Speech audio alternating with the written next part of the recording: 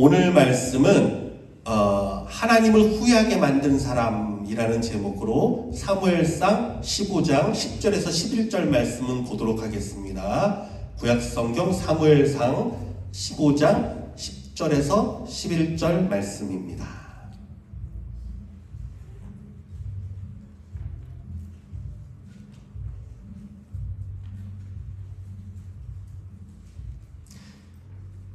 앞에 있으니까 우리 다 같이 한번 읽어볼까요? 시작.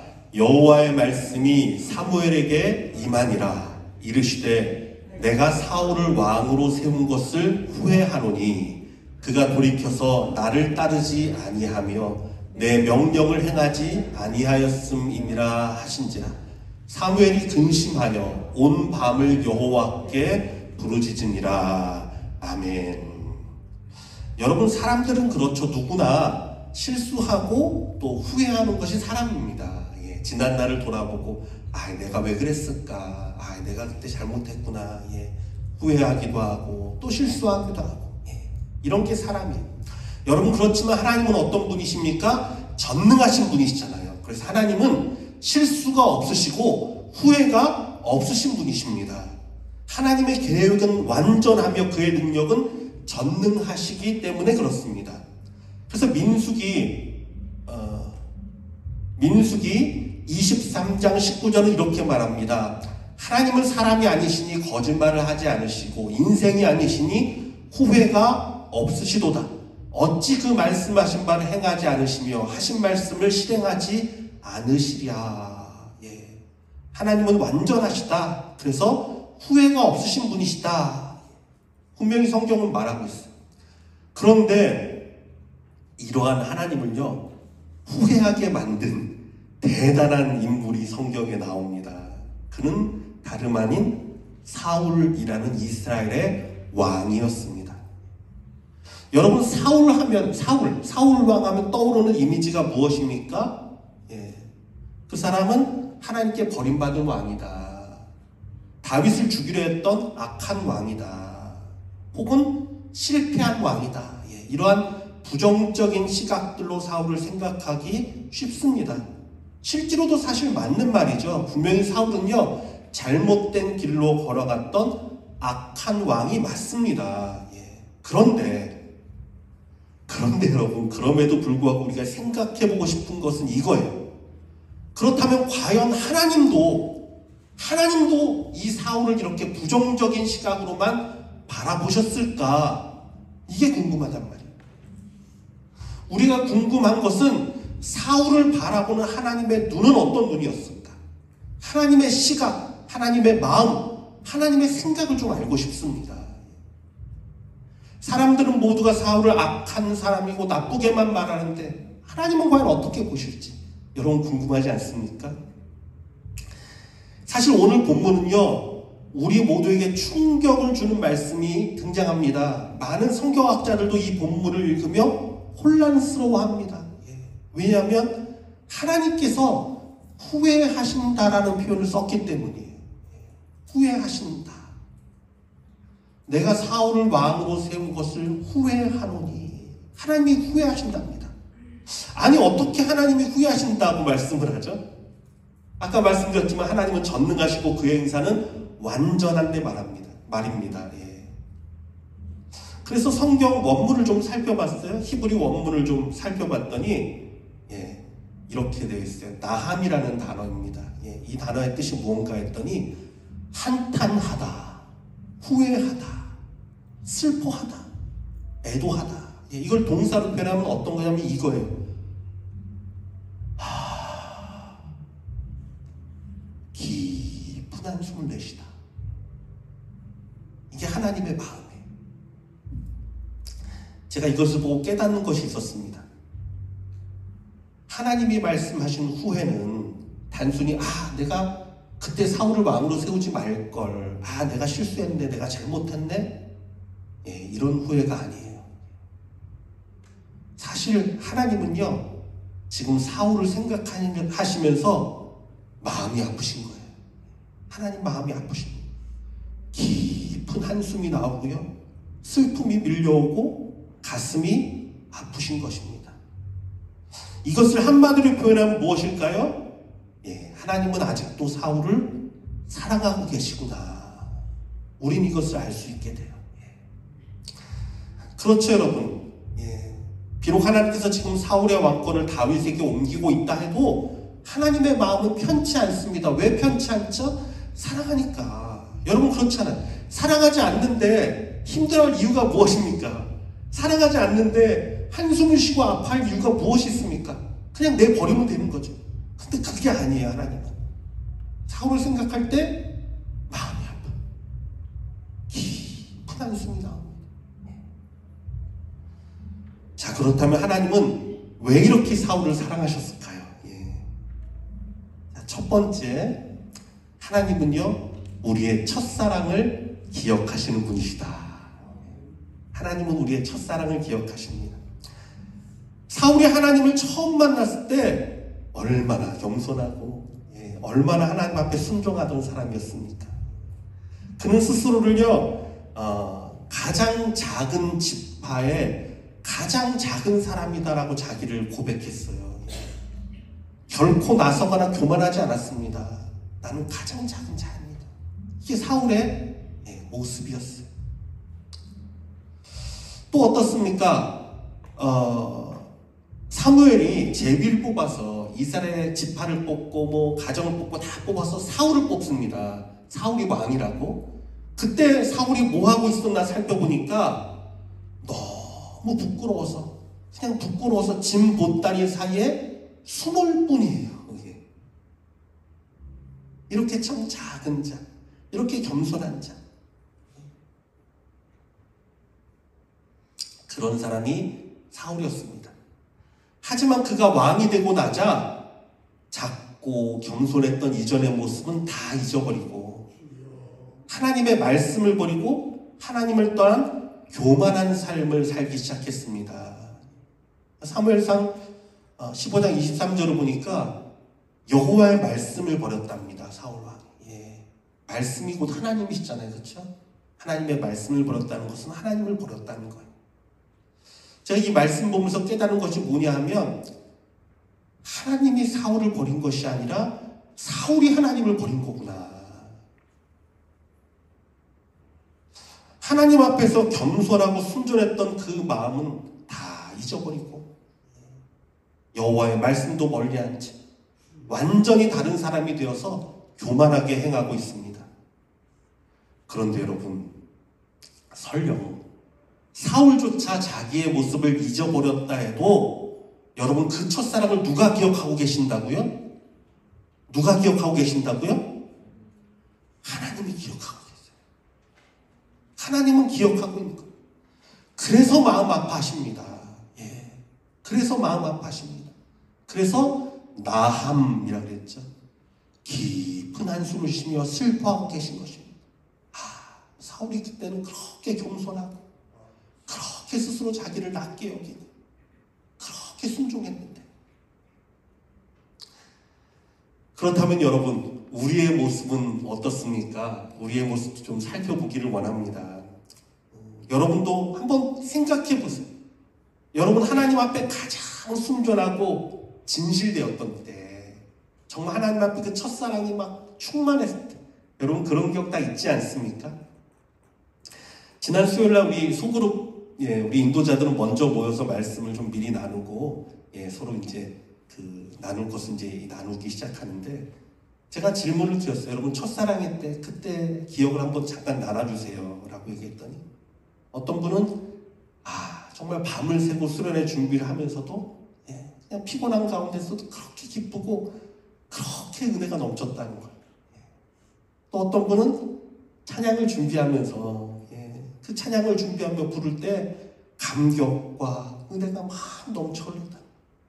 또 어떤 분은 말씀을 읽을 때 우리 성경 하루에 이제 2장씩 읽잖아요. 그 말씀을 읽는데 그냥 막 눈물이 펑펑 쏟아지고 감격과 은혜가 넘쳤던 때를 나눠줬습니다. 여러분 그렇습니다. 우리 모두는요 하나님 앞에 순수하고 진실했던 그 첫사랑일 때가 있어요. 정말 하나님만 바라봤던 때, 오직 그만 사랑했던 순간들, 오직 하나님 한 분으로 기뻐할 수 있었던 그런 마음들. 근데 이걸 누가 기억한다고요? 하나님이 기억하십니다. 하나님은 잊지 않으십니다.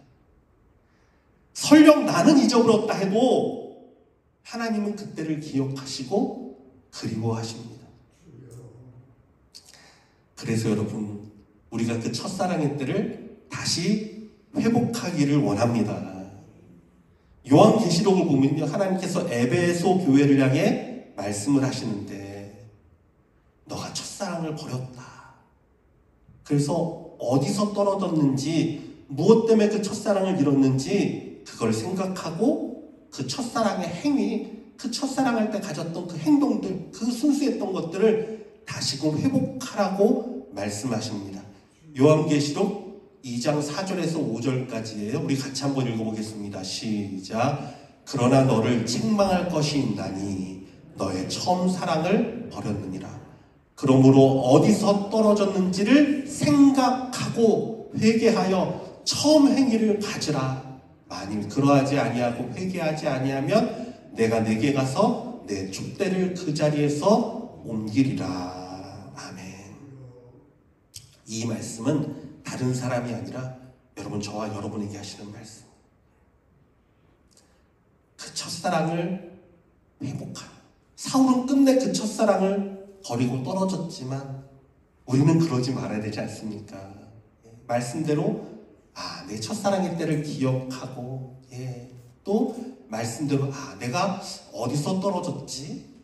내가 무엇 때문에 그 첫사랑을 잃어버렸지를 생각하고 회개하여서 처음 행위, 처음 하나님 앞에 순전하게 행했던 그 행위들, 그 모습들 다시 찾아야 돼요. 이게 하나님 앞에서 우리의 모습인지를 깨닫는 저와 여러분 되기를 원합니다. 자, 두 번째, 하나님은 언제나 나의 하나님이 되기를 원하시는 분입니다. 나의 하나님.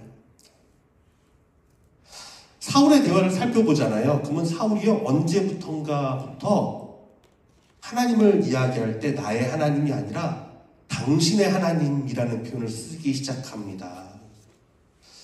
사무엘상 15장 15절 말씀이에요. 사울이 이르되 그것은 우리가 아말렉 사람에서 끌어온 것인데 백성이 당신의 하나님 여호와께 제사하려 하여. 사무엘에게 말합니다. 당신의 하나님 앞에 제사하기 위해서 이런 것입니다. 나의 하나님이 아니라 당신의 하나님이에요. 여러분, 이 고백을 들으시고 하나님이 얼마나 속상해 하셨을까요? 사울의 생각 속에, 그의 마음 가운데 하나님은요, 언제나 멀리 있는 그 사람의 하나님이에요. 그가 생각하는 하나님은 사무엘을 사랑하시는 하나님. 하나님은 사무엘을 사랑하십니다. 사무엘의 간구를 들으시는 하나님, 사무엘의 하나님, 그 이상도 그 이하도 아니었습니다.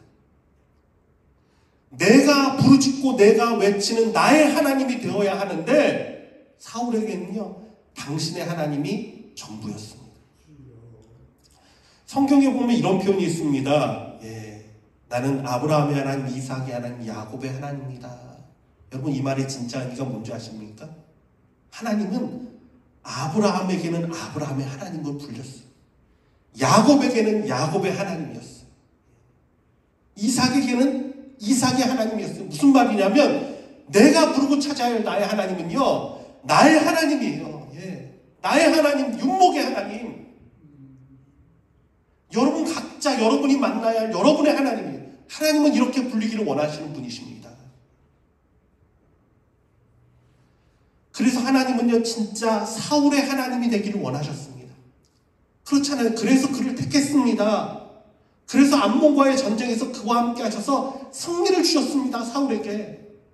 사울로 하여금 블레셋을 무찌르게 하시고 그를 높이 세워 들으신 분이 하나님입니다. 왜? 나는 너의 하나님이다. 너와 함께하는, 너를 구원하는 너의 하나님이다. 근데 사울은요, 하나님을 생각하기보다 나의 하나님을 의식하고 살기보다 사람들을 바라보고 살았어요. 사람들은 나를 뭐라 말할까? 사람들은 나를 어떻게 평가할까? 사람들 앞에서 내 명예는 무엇일까? 그냥 사람들을 의식하고 살았어요. 사람들만 바라보고 살았어요. 이것이 사울의 불행한 모습, 안타까운 모습이에요. 사무엘상 15장을 보면요, 그가 하나님의 말씀을 어겨서 아말렉을 진멸하는데 진멸하지 않았잖아요. 그래서 하나님 앞에 버림받는 장면이 나옵니다. 예. 그래서 사울이요, 사무엘의 옷을 잡았는데 옷이 찢어졌어요. 예. 사무엘이 말합니다. 하나님께서 이처럼 당신의 나라를 이제는 다른 사람의 손에 넘길 것입니다. 당신이 말씀을 버렸으므로. 여러분, 이 순간에는 사울이 어떻게 됩니까? 어떻게 해야 돼요? 회개해야 되잖아요. 그쵸? 하나님 앞에 내가 잘못했습니다. 내가 정말 큰 잘못을 저질렀습니다. 회개해야 되잖아요. 근데 사울이 어떻게 하는 줄 아십니까? 사무엘에게 이렇게 말합니다. 사울이 이르되 내가 범죄하였을지라도 이제 청하옵나니 내 백성의 장로들 앞과 이스라엘 앞에서 나를 높이사 나와 함께 돌아가서 내가 당신의 하나님 여호와께 경배하게 하소서 하더라. 이 말이 뭐냐면 이거예요. 내가 범죄해서 버림받았을지라도 사람들이 보기에는 그렇게 보이지 않게, 사람들이 볼 때는 당신이 나와 사무엘이 나와 동행해서 나를 높여서 내가 아무렇지도 않을 때 할 수 있게 여호와 앞에 가서 경배하게 해달라. 참 이게 사울의 모습이었어요. 하나님이 나를 바라보는 시각보다 사람들이 나를 어떻게 바라볼까? 사람들이 나를 버림받으러 왕으로 보진 않을까? 이게 두려웠어요. 참 불쌍해. 사울은 또 어떻게 살았습니까? 사람들의 평가가 중요했어요. 하나님의 평가가 아니라. 그래서 어떡합니까? 전쟁에서 승리하고 돌아오면서 여인들이 나와서 막 노래를 부릅니다. 사울은 천천히요, 다윗은 만만히로다. 다윗을 사울보다 높이 칭했단 말이에요. 사울에게 이게 중요해요. 사람들의 평가. 사람들이 나를 평가하는데 다윗보다 못하게 평가를 했어요. 그 다음부터 사울이 어떡하죠? 다른 걸 다 내려놓고 다윗을 죽이려고 막. 그 인생이 다윗만 쫓아다녀. 참 불쌍한 인생 아닙니까? 하나님이 나를 어떻게 평가하시나를 바라보지 않고 생각하지 않고 사람들이 나를 어떻게 평가하나, 이것에 매여 살았단 말이에요. 또 그의 마지막 죽음은 어땠습니까? 마지막에 블레셋에 쫓겨서 화를 맞아요. 사울이 피를 흘립니다. 근데 사울이 그때 두려웠던 게 뭐냐 하면, 할례받지 못한 자, 이방인이 와서 나를 죽이면 어떡할까? 이게 두려운 거예요. 이건 명예롭지 못하다. 수치스럽다. 그러니까 뭐라 말합니까? 자기 병기든 자에게 너는 와서 나를 찌르라. 내가 할례받지 못한 자에 의해서 죽을까 두렵다. 수치를 당할까 두렵다. 근데 병기 맡은 자가 뭐랍니까? 난 할 수 없습니다. 못한다고 가요. 그러니까 사울이 어떻게 합니까? 자기 칼에 엎드려져서 자살하고 말아요. 여러분, 얼마나 불쌍한 인생이에요. 사람들 앞에서 자기의 명예, 수치를 당하지 않기 위해 스스로 목숨을 끊습니다. 하나님 앞에서의 명예는 중요하지 않아요. 사랑하는 성도 여러분, 저와 여러분은요, 사울처럼 살지 않기를 원합니다. 우리들은요, 사람들만 의식하고 사람만 바라보고 살지 말고 좀 위에 계신 하나님을 생각하고 하나님을 바라보고 사는 자들 되기를 원합니다. 과연 하나님은 나를 어떻게 생각하실까? 과연 하나님은 나를 어떻게 평가하실까? 그래, 내가 하나님 앞에서 바르게 살아야지. 다른 사람이 뭐라 그래도 나는 하나님 보시기에 온전한 삶을 살아야지. 여러분, 이게 복된 거예요. 이게 복된 거예요. 나의 하나님을 부르며 나의 하나님 앞에 나아가 내 인생을 주관하시는 하나님을 붙들며 사는 저와 여러분 되길 주님의 이름으로 축원합니다. 세 번째, 하나님은 우리가 돌이키기를 원하시는 분이십니다. 그렇습니다. 하나님은 우리가 돌이키기를 원합니다. 그래서 마음 아파하시며 생각하는 거예요. 돌이켜라, 돌이켜라. 사실 사울이요, 2번이나 성령 충만을 받고 예언을 했습니다. 선지자처럼 막 예언을 했어요. 2번이 나와요. 첫 번째는 사울이 기름 부음을 받을 때, 왕으로 기름 부음을 받을 때 그때였습니다. 예. 하나님의 영이 사울에게 크게 임해서 그가 예언을 했어요. 그때는 우리가 이해할 수 있어요. 아, 하나님께서 사울에게 왕으로 기름 부을 때 성령을 주셨구나. 그래서 그가 예언하며 충만을 얻었구나. 근데 또 이상한 건요, 사울이 다윗을 죽이려 나중에 하나님을 떠나고 완전히 다윗을 죽이려고 막 눈에 불을 켜고 다닐 때 그때도 성령이 임한 때가 있습니다. 사무엘상 19장 23절에서 24절. 사울이 라마 나요스로 가니라. 왜? 다윗을 죽이려고 갔어요. 예. 도저히 안 되겠어. 자기가 직접 가서 다윗을 죽이려고. 근데 하나님의 영이 그에게 임하십니다. 그가 예언을 합니다. 선지자처럼. 옷을 벗고 사무엘 앞에서 예언을 하며 하루 밤낮을 벗은 몸으로 누웠더라. 그러므로 속담에 이르기를 사울도 선지자 중에 있느냐 하니라. 왜 하나님은 하나님을 떠난 사울에게 강제적으로 성령을 부어주셨을까?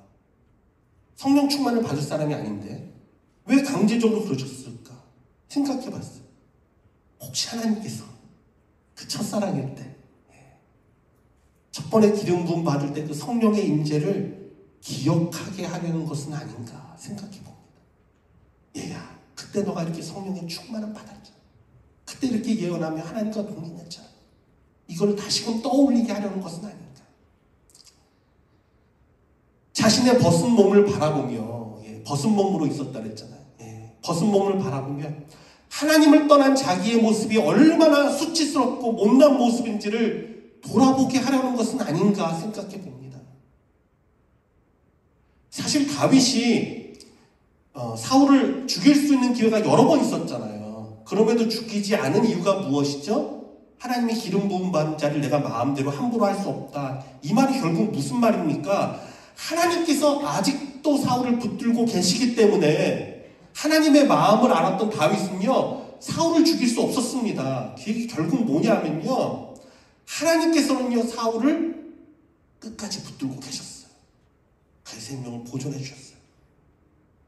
이게 하나님의 은혜였다는 거예요. 은혜.